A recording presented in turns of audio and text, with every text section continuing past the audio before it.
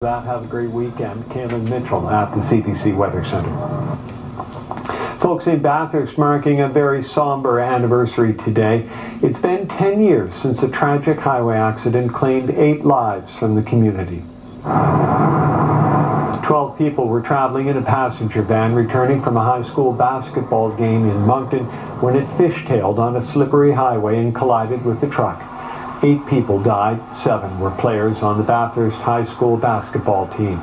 The coach's wife, Elizabeth Lord, also died in the crash. Her husband was the driver. He survived, as did the couple's daughter and 2 members of the team. The scene was a sobering sight for first responders and remains a constant reminder for loved ones in the community. But last night, everyone affected by the crash gathered for a candlelight vigil to honor the team members known as the Boys in Red. Our Gabrielle Fami was there.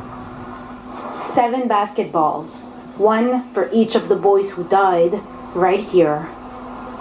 Every year on this date, Isabel Haynes comes to remember her son, Daniel. This year I put forget-me-nots, and we light up the whole place, and we stay here, and we talk about the boys and what they would be doing and what they did when they were younger, because a lot of my friends that are here knew my son and knew the boys, and you know, we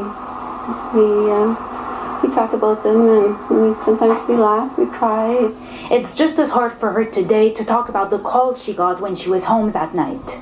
A part of me died that day, and for me it still feels like yesterday. When this time of year comes, all the memories float back, and everything is so vivid in my brain. It looks a lot like it did that night. It feels like it did that night. Same kind of temperature, and the wind blowing from the same direction, and the same sounds. Ronalds was one of the first people here. It's the first time the former firefighter has returned to the spot after what he describes as a traumatic night. Could never bring myself to stop. Drove by many times, couldn't even look.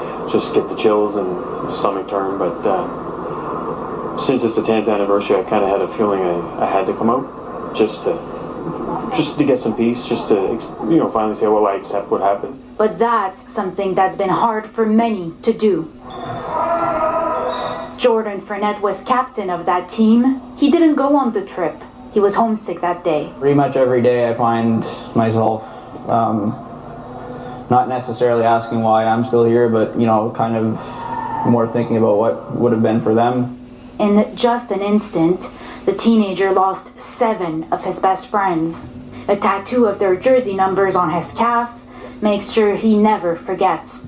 The same reason why Isabel Haynes always comes back to this spot. I remember the Christmas, I remember him going to school dance, I remember the holiday, I remember him going back to school the first week. Like, everything is so real still to me. And I never thought that when I dropped him off at school that day that I would never ever see him again. Gabrielle Fami, CBC News, Bathurst. Well, along with last night's vigil, the school the boys attended held its own ceremony. This is the year after the accident where we had... The crash may have been a decade ago, but the sorrow remains with school faculty and students who may have known the boys. We caught up with Sean McDonald earlier. He was the school's guidance counselor when the accident happened. He's now the school principal. It was tragic. It was unbelievable. I mean, words can't describe that day. And I know it was 10 years ago, but I can still remember, as a lot of people can, and as I'm sure the families can, what that horrible day was and what you were doing and everything that happened. Today marks the 10th anniversary of the Boys in Red tragedy. Every year since then, we do have a ceremony on January the 12th. We invite the student population and the teaching staff, whoever wants to come out, to join us in that small ceremony. We've been doing it ever since, and we'll continue to do it this year as part of the remembrance. We have a break here, but when we come back,